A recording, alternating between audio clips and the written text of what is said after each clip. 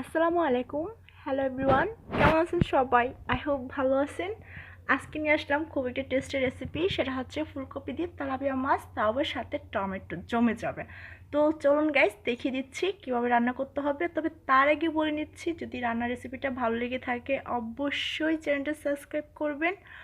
আর আমার চ্যানেলে একবার ঘুরে আসবেন। এই চ্যানেলে অনেক রকমের ভিডিও আছে, হেলথ টিপস, বিউটি টিপস, তারপর বাচ্চাদের অনেক খাবার আছে। তো ফার্স্ট টাইম দেখিয়ে দিচ্ছি আমি কী কী উপকরণ নিয়ে নিয়েছি।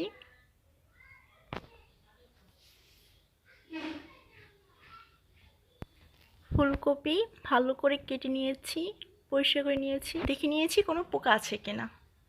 তারপর একটা তেলাপিয়া মাছ কেটে নিয়েছি বড় দেখে, আপনি ইচ্ছে হলে অন্য মাছও নিতে পারেন। তারপর 2-3টা টমেটো কেটে নিয়েছি, ঠিক এইভাবেই কেটে নিয়েছি লম্বা লম্বা করে।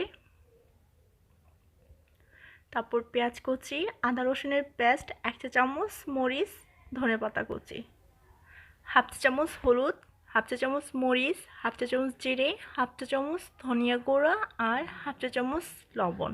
স্বাদ মতো নিয়েছি সবগুলা উপকরণ, যদি সব কিছু বেশি হয় এগুলো বেশি লাগবে। তো চলুন কীভাবে রান্না করতে হবে দেখিয়ে দিই।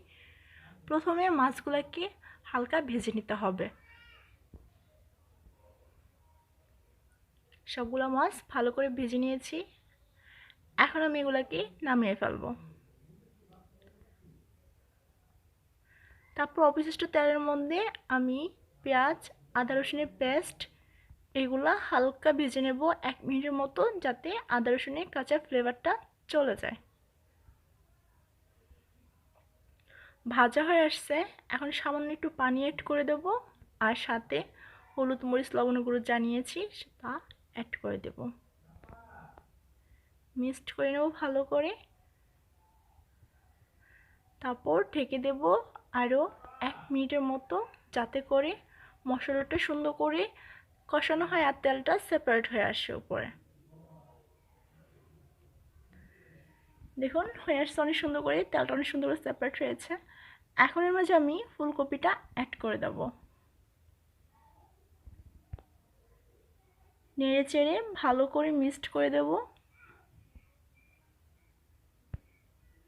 মিক্সড হয়ে আসলে এখন আমি ঢেকে দেব আরও 4-5 মিনিটের মতো। আমি কিন্তু কোনো পানি দিইনি, ফুলকপি থেকেই পানি বের হবে, সিদ্ধ হয়ে আসবে অনেকটা।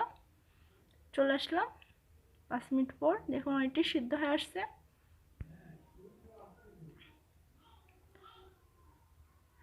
এখন এর মাঝে আমি প্রায় 4-5 কাপ পানি অ্যাড করে দেব।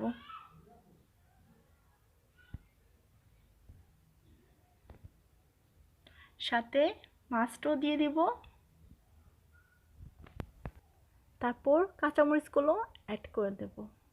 আমি কাঁচামরিচগুলো 2 পাশে কেটে নিয়েছি, যাতে স্মেলটাও বের হয়, একটু ঝালও বের হয়।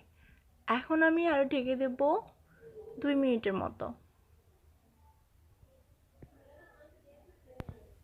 2 মিনিট পর চলে আসলাম।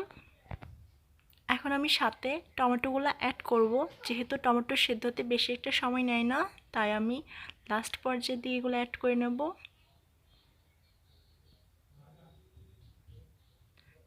সবগুলো অ্যাড করে আমি আরও 2-3 মিনিটের মতো ঢেকে দেব, যাতে টমেটোগুলো সেদ্ধ হয়ে আসে।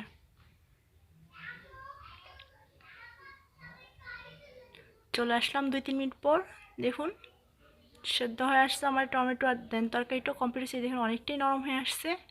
তো এবার যে আমি এখন ধনেপাতা কুচিটা অ্যাড করে দেবো।